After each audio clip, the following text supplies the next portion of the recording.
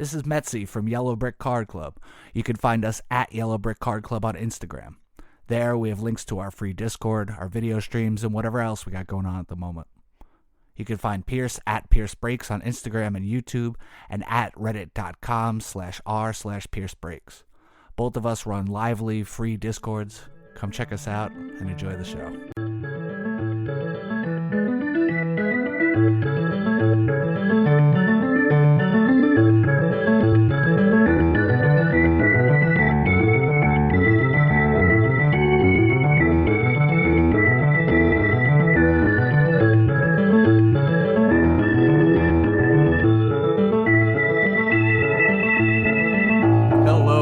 Back to the Yellow Brick Card Show. This is Kingdom Joe, and I have two first-time co-hosts, and I would like to introduce them now. Rolando and James, welcome to the podcast. We'll start with you, Rolando. I would love to hear about your collecting journey, and we're going to get into some Bowman and Prospect content for the majority of this episode. But if you want to lead us off, tell us about yourself, sir.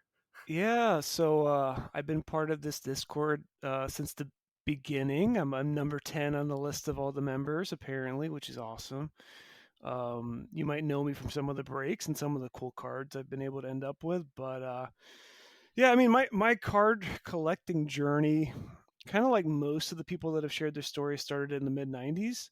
And believe it or not, I did not collect baseball cards back then. I primarily collected basketball cards because that's what I played growing up, and some football. And I grew up in the Miami area, so it was primarily Miami Heat and Dolphins. But I also had a small collection of Atlanta Braves cards and a couple of my like the local Marlins players like Gary Sheffield and Jeff Conine, if you guys recall those names. Oh yeah. You know, I kind of fell out of the collecting game up until, maybe 5 years ago, and I had relocated. So I was up in Madison, Wisconsin working. I moved down to Fort Myers during the pandemic, and I was just able to catch a bunch of minor league and spring training games. And I think just, you know, being exposed to the minor league experience, I started to pay a little bit more attention to the kind of, you know, prospects. And, you know, I noticed some cards at the local Target. I think at that time it was like the 2023 flagship Series 1 stuff. And of course I was wanting, after I opened a few boxes, you know, jumped into a couple of the subreddits, a couple Discords, was able to discover the call up and Let's Talk Wax. And that was pretty helpful in directing me towards Bowman and just kind of figuring out a way to think through, you know, what am I looking for with prospects? What am I looking for with like card collections, and, you know, kind of like comparing and contrasting different groups and purchases. So yeah, I mean, I think the one that I really got into is Bowman 2023. That's like been my primary prospecting collection. And I still am holding on to a couple of those guys. My personal collection beyond the prospect stuff is primarily Braves, more specifically Michael Harris and Ronald Acuna. I got a couple of nice Spencer Strider autos and rookie cards as well. And then, you know, some of you might be aware that I'm collecting Ellie De La Cruz like a maniac right now. And so I don't know. I don't want to talk about how much money I've spent on it, but the collection is growing. I'm really proud of it. And I still got a couple things I'm looking for, but I'm probably going to be in the selling phase of my collecting most of this year with a lot of the Bowman stuff I'm waiting on for 2023. So, I mean, that's my journey. I mean, there's a lot more to it, but right now that's what I'm doing, and that's kind of where it came from.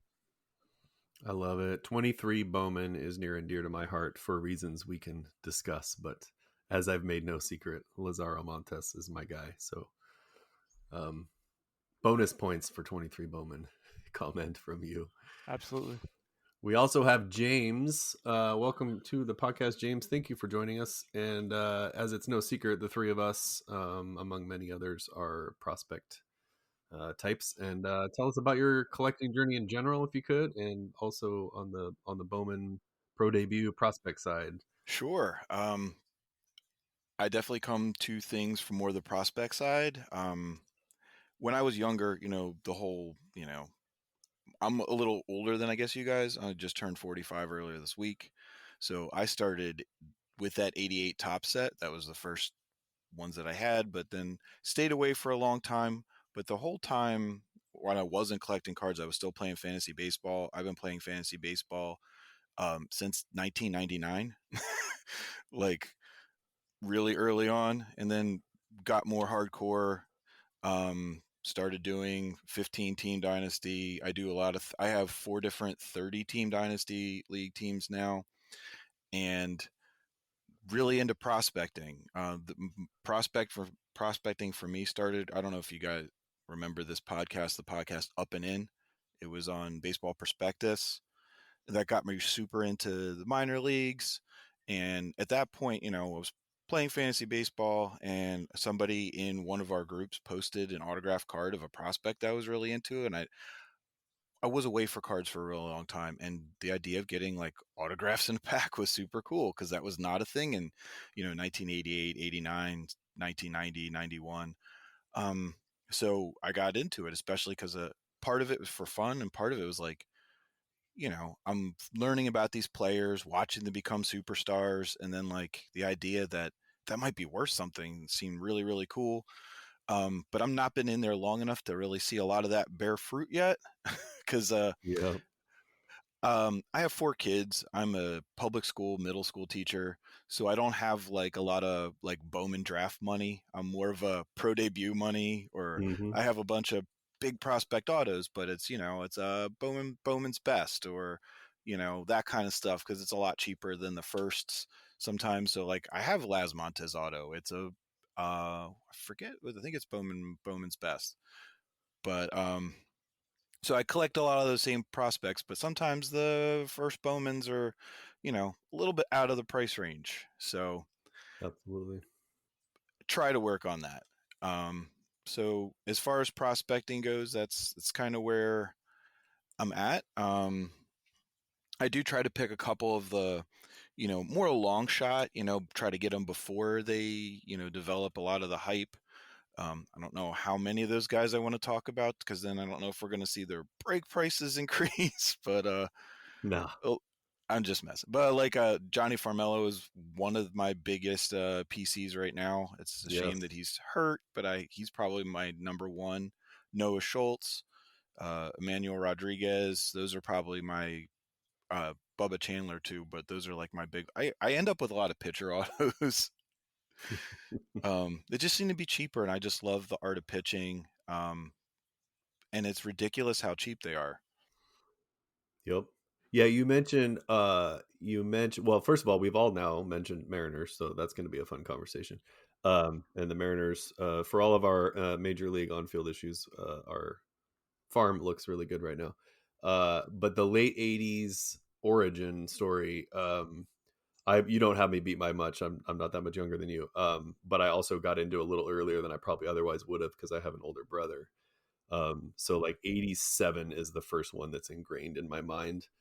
The design and all that. So the 2022 35th anniversary was a big one for me. Um, and I could not agree with you more, because the first time I pulled an autograph out of a pack, years later, 20 whatever years later from that period, I was just kind of blown away. I had to learn the color and the pair, like all these concepts that I now take for granted, but had no idea at the time.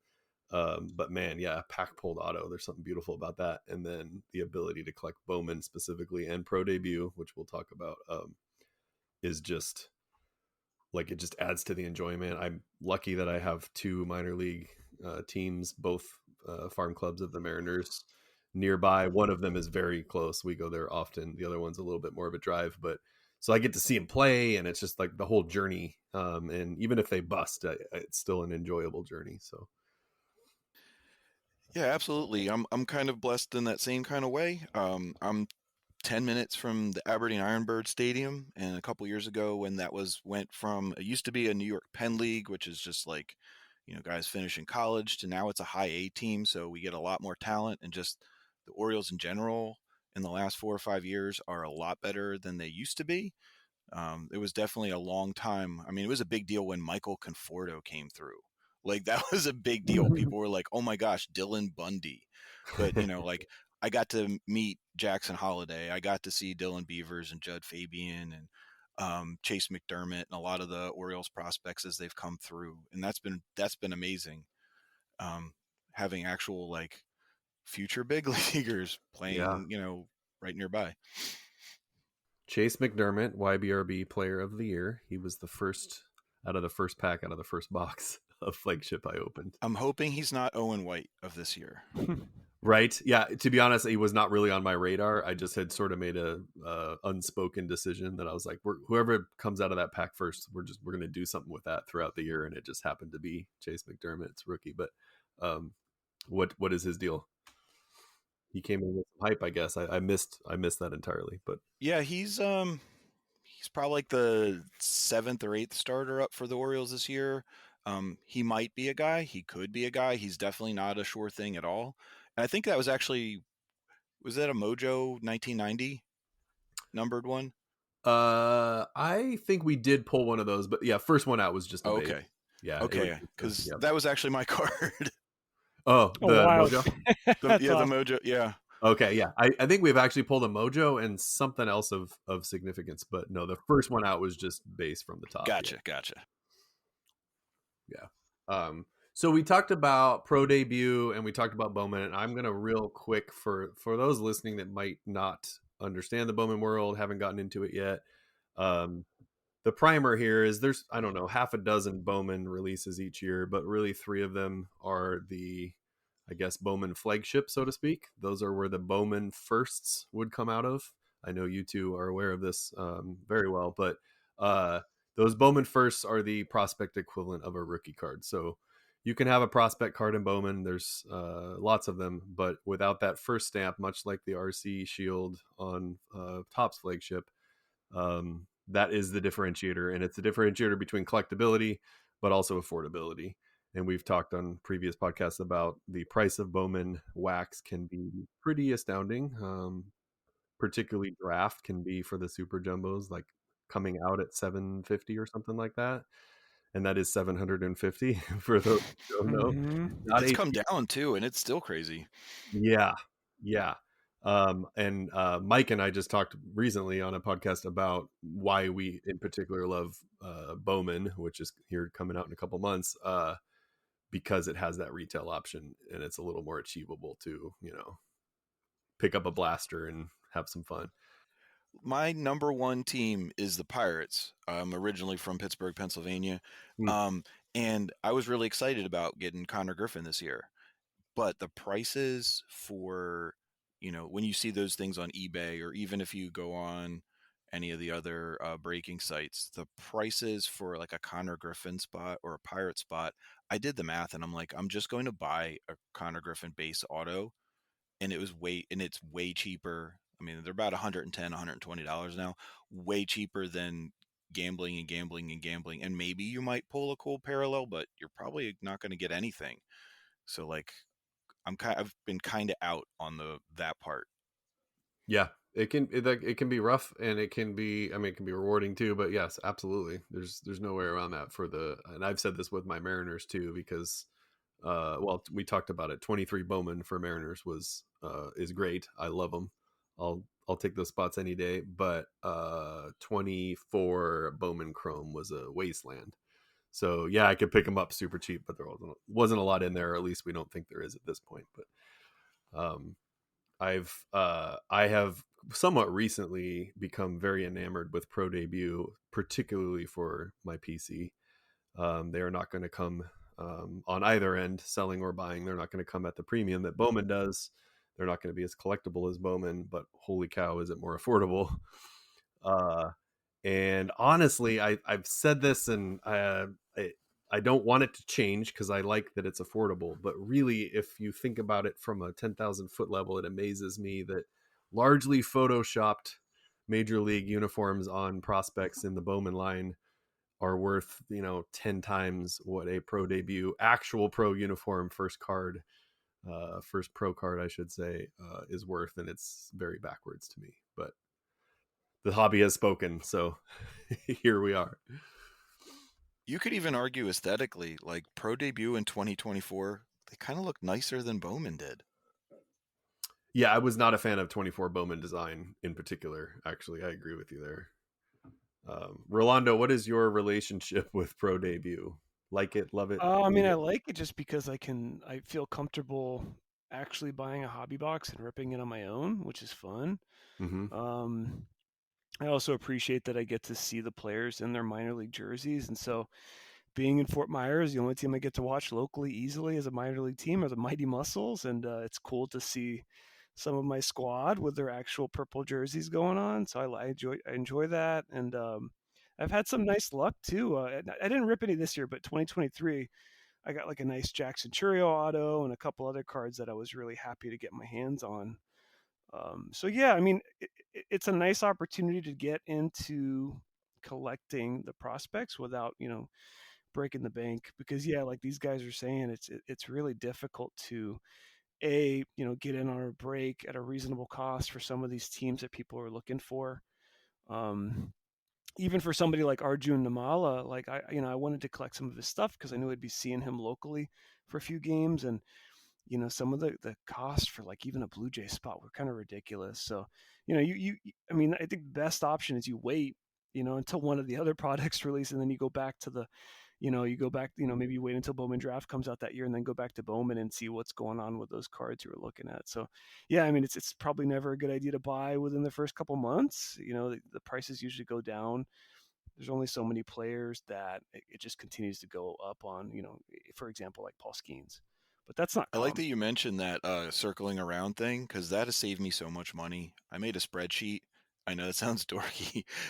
Metzi probably appreciates it, but just Oh, that's like great, man. That's the when there's way. a card that you want, I just add it to that list, and then I'll come back to it when I'm trying to find something later on, because yeah, waiting that couple months can save you so much money. And like, do I really need it right now? You know. Yeah, like what happens, if you get it now versus then, and then that's an interesting thought. Like for example, Ethan Salas, 2023 Bowman Chrome. He was the guy that everybody wanted, and I think I pulled just a base Chrome first, right? Sold that thing. It even had some damage, and I put that on the eBay description, and I sold it for about $40, like Oof. within the week. And then I don't know, maybe 6 or 7 months later, I went ahead and bought another one. I bought my own because like, oh, I'll just hold on to it. And I think I spent maybe $6 or $7 on it. So that's just like a great example of what happens to the value of these cards, because it's just hype. That's all it is. Yeah, and it's always fascinating to me. You alluded to this, James, as far as the pricing goes, but we've got in purchasing specifically, we've got the Jackson Holidays of the world, the Paul Skeens of the world that have been expensive from the jump. From release day in 20 in Bowman Draft for Skeens, and then never came to a point where I would be buying Skeens personally. Um, and then you've got guys that come out of nowhere. So like that game of trying to figure out, are they going up, are they going down? Like for my Mariners, for example, I know my Bowman collection is heavy with, I mean, they're they're top 100 prospects, but it's pretty light on our top 20. The Colt Emerson, Felton Celestin guy, like that collection is much less impressive than my, well, even Montes is getting expensive, but my Cole Young, my Harry Fords, I've got more in them just because they didn't come out of the chute as even Mm-hmm. first rounders necessarily. So that's all part of the, I guess, kind of all cooked into the pie. But so the Bowman releases, Bowman, just to give a quick review, Bowman, just called Bowman, is releasing in early May, I believe, and usually does late April, early May. That will have leftover, including usually the number 2 draft pick from the year prior. It'll have leftover draft picks from the previous year. It'll have dudes that just never got a Bowman in the first place. It will also have major league rookies and vets, although much less desirable in the Bowman line than in Topps and other products. But then Bowman Chrome primarily focused on international prospects with other guys mixed in. And once they get that Bowman first card, they will be in subsequent Bowman releases, the good ones anyway, until the call up and beyond for Bowman. And then Bowman Draft, which typically is where a lot of the big boys come out of, but not all of them, and is typically the higher end one. No retail option. You're stuck between $500 and $800 for a box on that product. And that's so Bowman Chrome is summer, I want to say August, and Bowman Draft is late November, early December. So they're spread out pretty well. And then you've also, of course, you've got your Bowman Sterlings and Bowman's Best, which I love. I'm actually breaking that in a couple hours. Not going to have Bowman First in there, but it is a gorgeous product, and it is more attainable, more affordable as well. So, have you enjoyed Bowman Platinum ever? No. No, I take that back. I actually have purchased several Bowman Platinum singles. I just picked up a Harry Ford actually for an auto for very cheap. So I shouldn't say I've never enjoyed it, but it's not going to be something I would ever go. It's not worth anything. I get that. Yeah. But when I first started collecting, again, like I didn't go straight to Reddit or YouTube or anything. And I just you'd go to Walmart and you'd find that on a shelf. And it's weird that all of these like retail brands, I know you guys talked about Topps Fire being fans of it, but like any of those like retail, Gypsy Queen, any of those like ones you used to be able to buy retail, they're gone now. And at first I was like, people were like, oh, you're an idiot because nobody likes Bowman Platinum. They're not worth anything. And which is kind of true. But then I kind of circle back around. I'm like, hey, this is kind of a fun rip that you could get something kind of cool for not a lot of money, so. Yeah, no, it's hard to disagree with that at all. For me specifically, the design, maybe I'm recency bias and it's just this previous year, I just didn't love the design.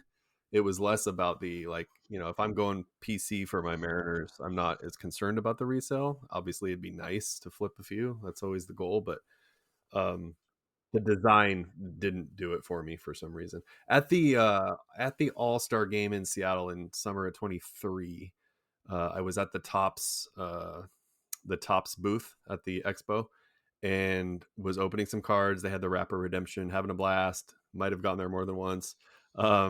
And there was a couple kids opening cards, clearly had never opened before, and they're opening Platinum, which was one of the offerings from Topps. And they're pulling low, like to 5 to 10. They're pulling like just crazy low numbered stuff, like left and right.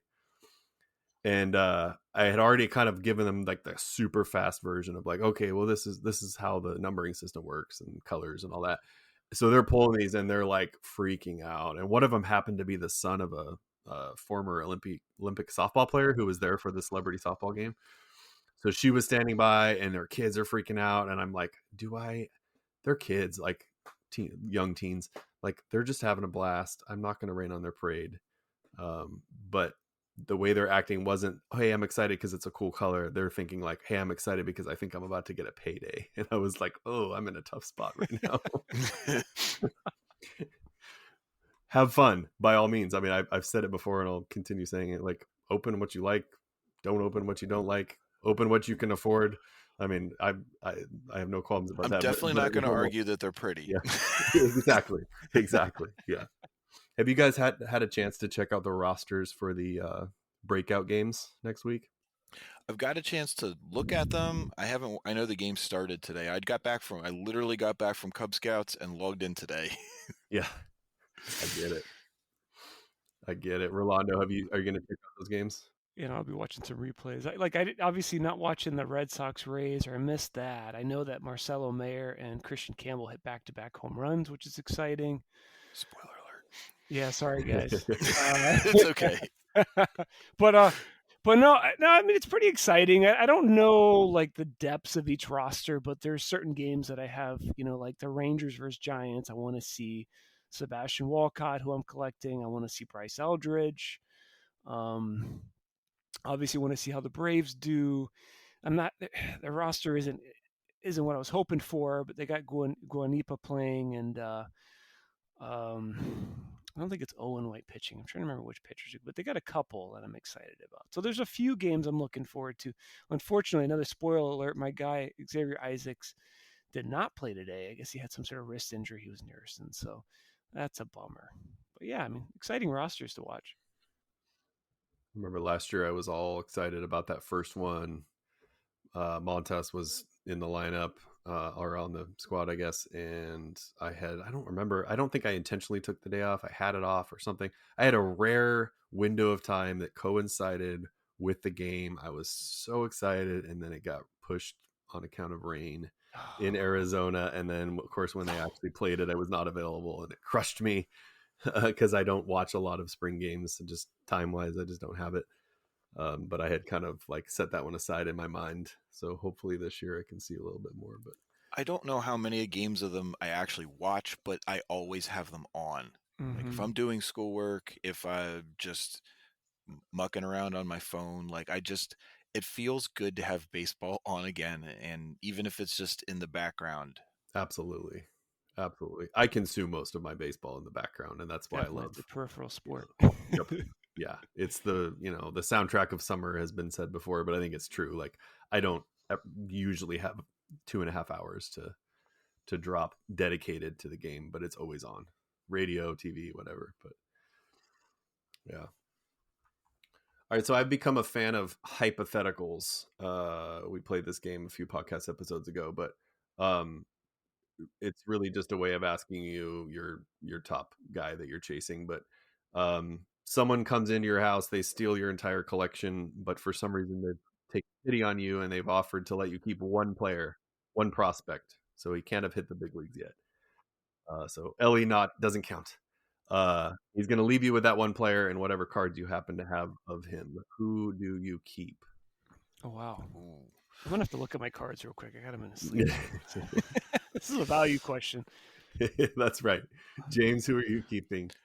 And just a prospect. Yep.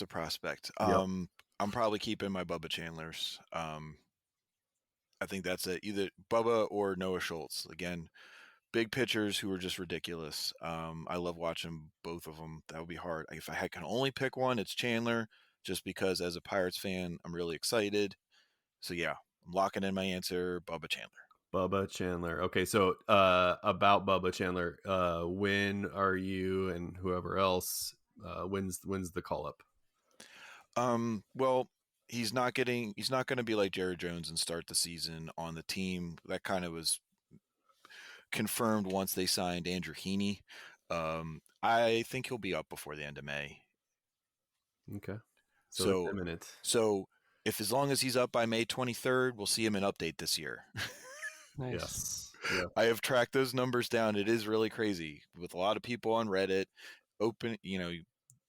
Series 1 is by like November or whatever. Series 2 is like opening day, and then update is by like May 23rd.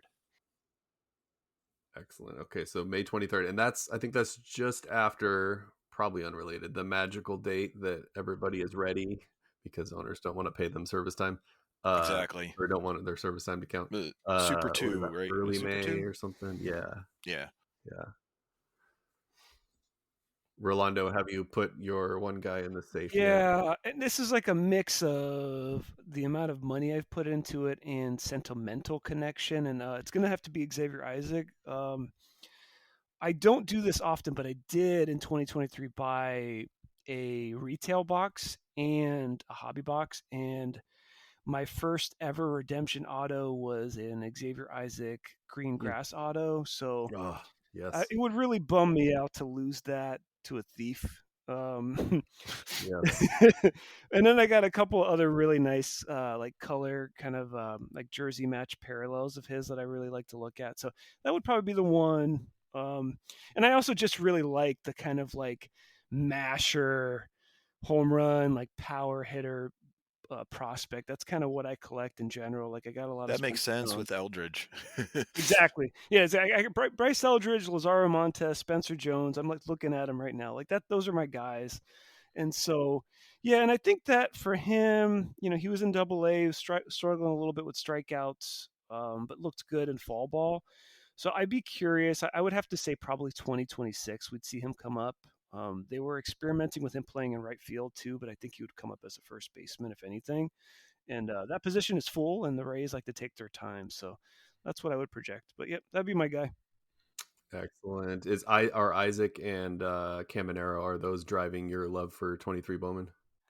Yeah, exactly. Yeah, and then the same story with the Common Actually, I pulled a 75 out of 75 Bowman Chrome, I guess a yellow, and that was the other big card I pulled. And this was like right around the time I started to actually try to learn about 2023. and there was a lot of hype generating about him, and so then I started to collect. And I have a nice collection of his rookies that I'm holding on to until he does something. But yeah, that's definitely that drove the 2023 in addition to Las Montes. Nice. I have become enamored with the green grass parallel. I've been scooping them up primarily on lower end prospects, but I can't get enough of that. It might be my favorite one, period. Not that I wouldn't want a super or something, but like as far as going out of my way to find them, I love that parallel. Yeah, I'm not gonna lie. I'm actually kind of surprised by how much I like it, the way it looks. Initially when I heard about it, I thought it was a bit gimmicky, but no, they look nice. It really is a nice parallel. Yeah. Do either of you own what were they called, the variety pack in Bowman Draft? Do either of you own any of those four parallels? Popcorn. Oh, like the pumpkin seed and that kind of stuff. Yeah. I've seen them. I don't own any yet. No, me neither. I saw a Connor Griffin that went for a stupid amount of money. I was looking at him like, hey, this is a really cool card to have, but then it's like I said, a stupid amount of money. Yeah, someone did the estimate on the print run on those because I don't believe they're numbered, but there was one per. I think it was like one per 5 or more cases or something like that, and that's just a pack. Wow. So that's just They have that parallel for the whole set, though, right? yes. Okay, the so draft, but yeah. Okay, so I'm sure I could find somebody who's not that fancy to pick one up. That's what I should do as well, and even if it's, I just want the card. I just want to see what it looks like, and it's that's my problem with Planetary Pursuit and Cosmic Chrome. There's only like 6 or 7 players, so there's not like a scrubby dude to pick one up of. You have to have like one of the superstars, and those are not that cheap. Yeah. So I guess that kind of is a nicer way of asking a more direct question, which is like, so Bowman, much like Topps, for those who don't know, all kinds of parallels. Some people hate them, some people love them. There's multiple greens. There's all this stuff. Personally, I don't mind it, but you mentioned gimmicky, and I get it because some of them drive me nuts. What do you guys think about Bowman parallels? Like, are you always looking for the refractor to 499 auto? Are you just picking up what is at the right price point, or what do you think about the parallel situation? Yeah, I think price point is more important to me. I'm not going to try to get one specific one, even though the price is ridiculous. If it makes sense and it's the player I'm trying to collect, I'm going to try to get it. I do tend to set budgets for each prospect I'm aiming for, and so that'll dictate it too. But no, I wouldn't say there's a particular parallel that I have to have, or the one that I'm opposed to. Just in general, I like to collect the chrome parallels. That's my preference. So not really. Is Bowman particular? I don't really have any particular parallels that I chase. I'm more about ink. I would rather have like a base auto over like a super low numbered parallel. But definitely with some of the top sets, absolutely. There's some parallels that I try to put together a whole set or chase, but not necessarily for Bowman. I'm usually trying to get that Bowman first auto. Mm-hmm. Nice. I went on a spree when he was a little cheaper. He was never super cheap, but for Montes, I went on a spree trying to get the minus the 1 of 1, trying to get the paper rainbow firsts from 23. I made it to everything above 50. So even partial rainbow is probably being generous. I'm missing at least 4, but had fun just from a like putting together a set sort of perspective. That's probably staying with me at the call up. I don't know that I'd sell any of those, but because they were paper, they were cheaper. But ever since then, I've kind of been like, all right, I'm good on paper. I need chrome. Give me chrome. Okay, that's. I mean, I know you're running this, but I'd have to ask this question: Are there any players or prospects you guys are collecting that even at call up, you would have a hard time letting go? With the idea that maybe their career is going to take off, and you wanna have the card, you wanna have that value ready to go, or maybe it's just like sentimental. I gotta be honest in that unless I think a guy is like, unless it's like fake and I think the guy's gonna flop, I mean, I don't want to get the wrong idea, but if I'm selling a card, it might be either like I could just really don't want it laying around, or I think somebody else might benefit from it, or if I think like this isn't real and I'm going to sell high. But if I think a guy's going to have a good career, I would rather just like have it in my collection. That is if I pull it, you know what I mean? Like if I'm trying to buy something, like I tried to buy some Jason Dominguez in the off season because I really feel like he's going to, become a great player this year. So I definitely want to keep one of them, but I will definitely sell some if he like goes crazy and the prices go nuts. But if it's just one card and it's my own personal collection and I think the guy's going to stay good, I think I would just like to have it unless I'm desperate for money. Yeah, it's a great question. And two-way questions are welcome here. I guess similar. My intent, like Montas is probably the largest collection I have, but I don't have anything crazy. I mean, if he goes off, then I certainly have a decent amount monetarily, but I don't have anything crazy. So I'm more attached to like things I enjoy, like the green grass. I've got a nice Colt Emerson blue to 150 that I don't see myself selling because I just really like the card. And then like in Montez's case, we have, as a family, we have 4 paper in-person signing from an event the Mariners did last year. Those are never leave. Like those are forever cards.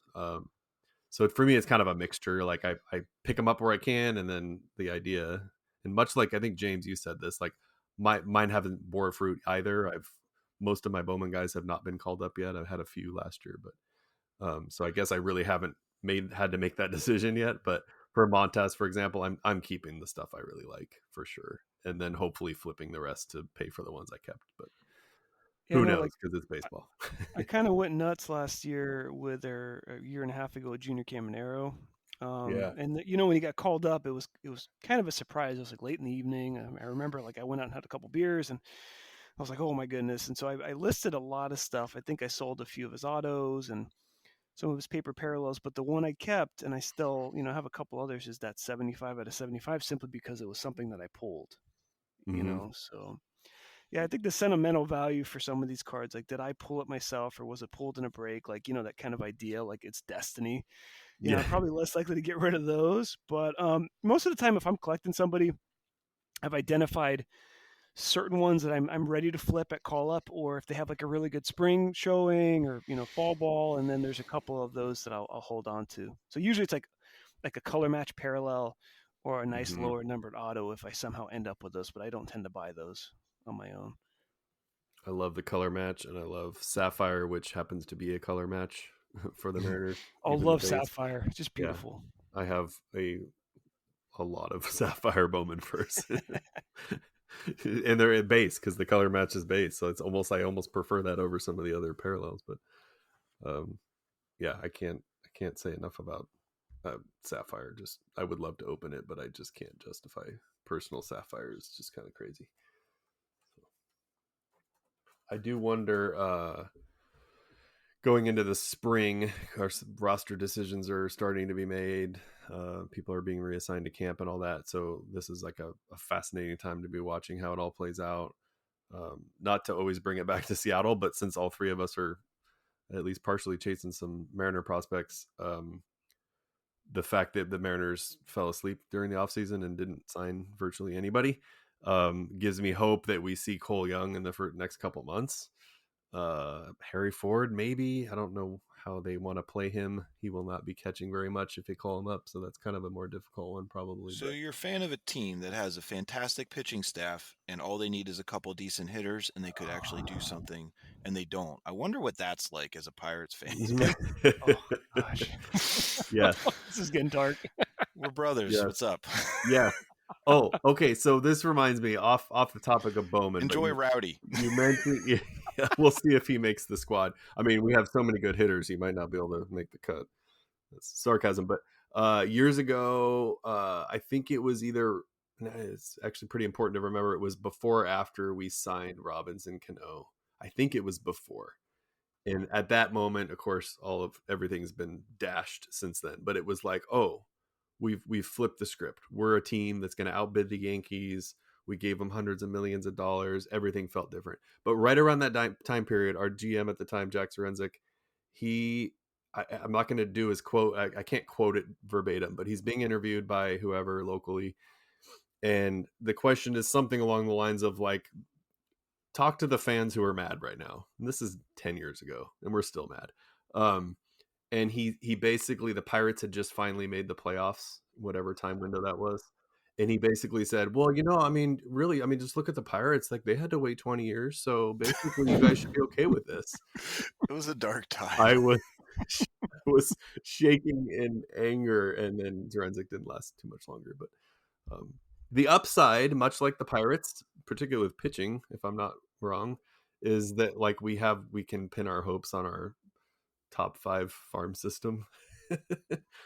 We're missing bats, and we have a bunch of bats in the minor league system. And then if they all pan out, we're going to be so good. And every year you get like the best international player. Like the Mariners are ridiculous. We were talking about this in the Discord about what's his name, Yolber? Yeah. Yep. The new 16-year-old hotness. Yes. The pitcher and hitter. Is that what we're talking about? Oh, what's his name again? The alphabet soup name that I'm not even going to try to say. Yeah. Not like just Justin Nixon Garcia, the dude for the Red Sox. The newest password. What's his nickname? The password. Yes. Such a great nickname. Right. Yes, it is. Who doesn't have a he does. Never mind. He does have a Bowman. I was going through my prospect list and seeing who we're still waiting for Bowmans for. Yeah. And then I remembered but his was back in like 21 or 22. Oh, okay. Forgive me. Oh, I'm not talking about the same person then. Who is this? Oh, that was just Justin Nixon Garcia, but then we were talking Yolger. Mariners. The Beast, Yorger Bautista, the Venezuelan outfielder. Oh, educate me. I'm going to admit my shortcoming. Oh yeah. I thought we posted stuff about him in the Discord. He, in a lot of circles, is looked at as being like the best of this J2 class. I mean, whenever you get a nickname like La Bestia or the Beast, I mean, so he's from Venezuela. He's a shortstop. Oh, I'm sorry, outfielder. He's got big raw power, but he can actually hit. He can actually field. He's fast. He's like everything you would want. He's just, 16. So, it's going to be a minute. I am going to have to do some research. I think I remember the signing because the draft pool money was discussed, but I have not really followed up with that. I'm guessing he's probably only played instructional. He would have to be a Bowman Chrome guy. So Mariner spots and 25 Bowman Chrome, that's the guy. Yeah, good call. Yeah, that's a good call. That's a good question too, Rolando, or for any of us, I guess. But prospects you like that haven't had a card yet that might show up in 25 Bowman or one of the other flagship releases. You know what's funny about this? I would have said, and I thought I was correct about this going into 2024 draft. I would have said Zahir Hope, but they snuck in a Bowman first for him, I think, in 2024 Bowman, right? And it was like with the Cubs. They've messed him up. Yeah, so they've admitted to messing him up. But... Yeah, so like I'm careful. I'm trying to be careful about what I say here because I don't want that to blow up in my face again. But Jesus Made, I think I'm pronouncing it correctly on the Brewers, is somebody I'm looking at. A shortstop. He's pretty exciting, and they actually showed a picture of his auto. For the kind of 2025 Bowman photos they showed today. So that's one, and then probably Vance Honeycutt, just because like the Orioles, I just trust them to do the right thing with some of their prospects. So I'm curious about his cards. Hopefully they come out. He just has to hit.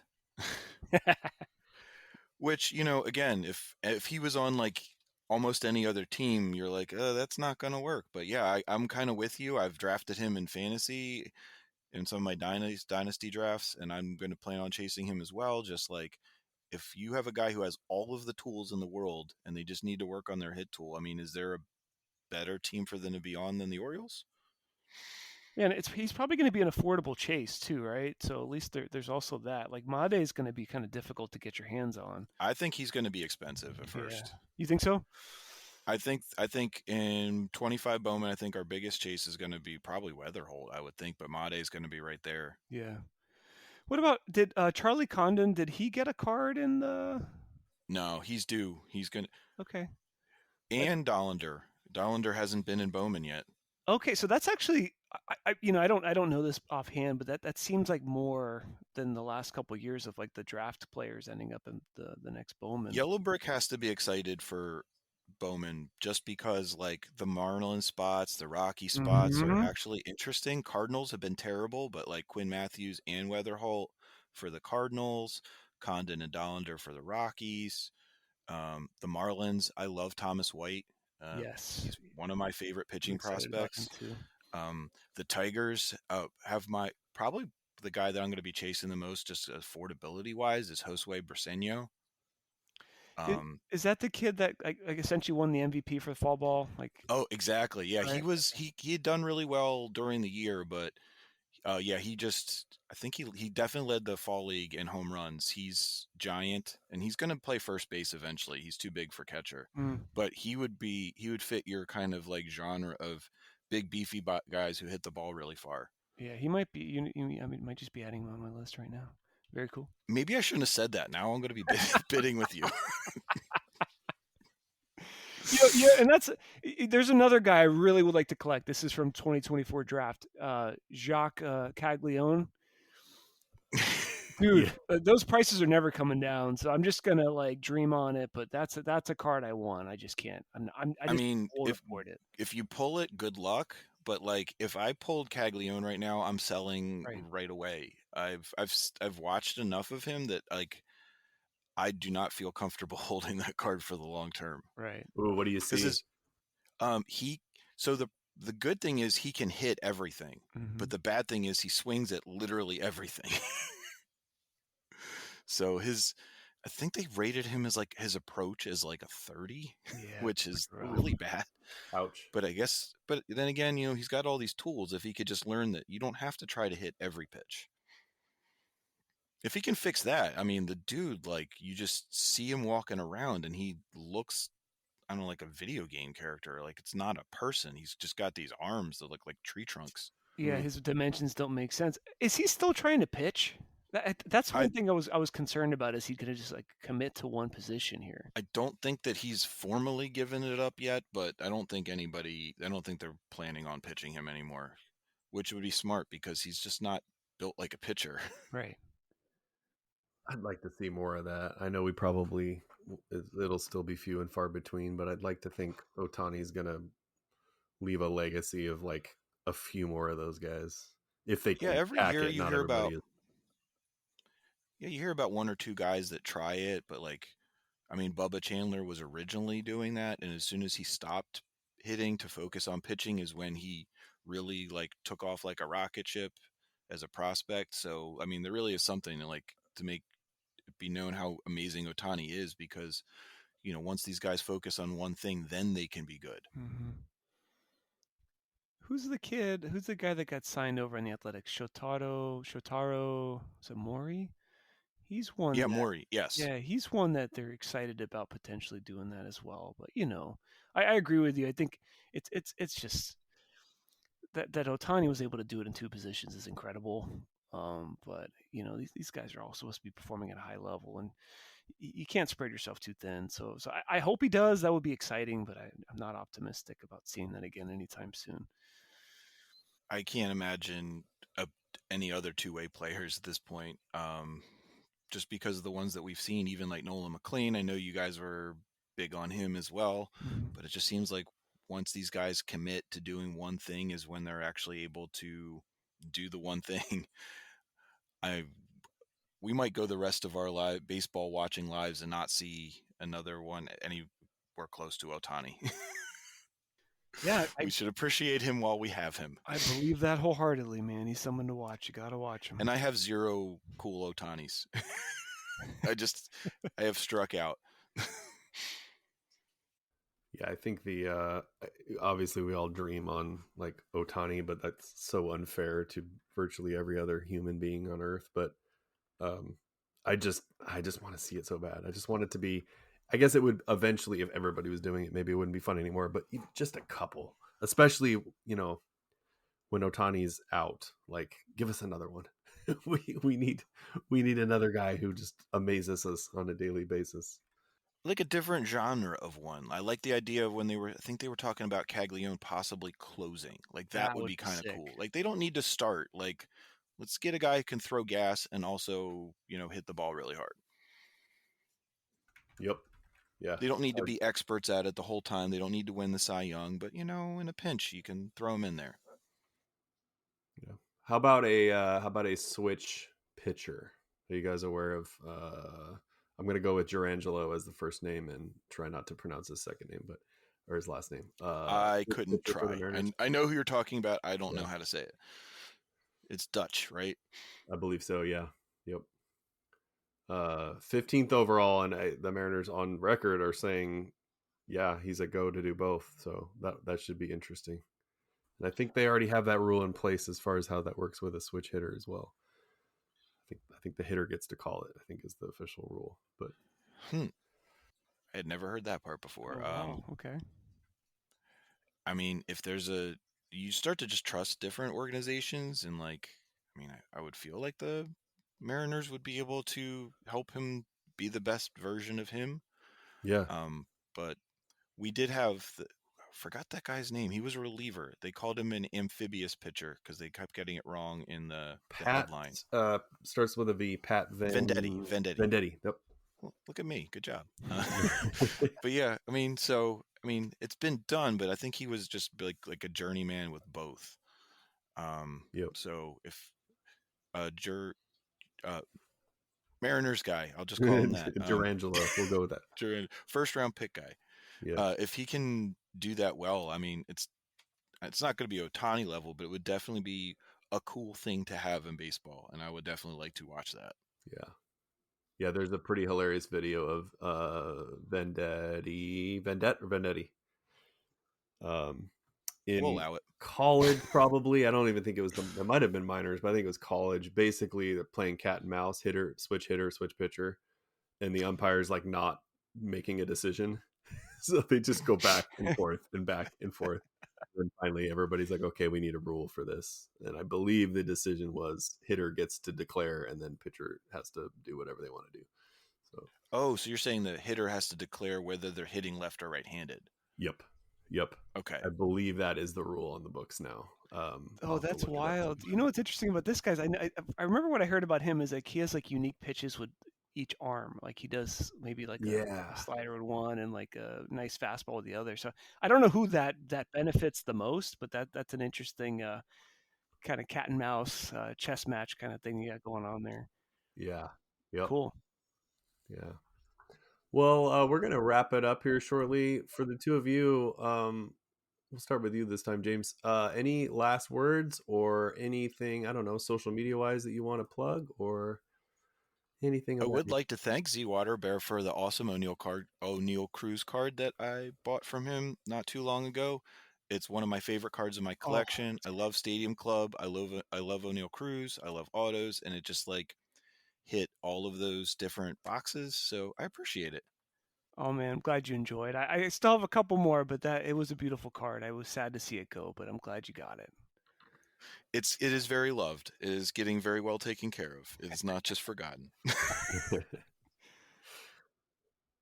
That is excellent. How about you, Rolando? Oh no, I mean no plugs. Just in general, like I just try to caution people with the Bowman stuff. I mean, it can get really expensive, and this is all hype and dreams, right? Like try to be careful with what you're investing your money in. It's supposed to be fun.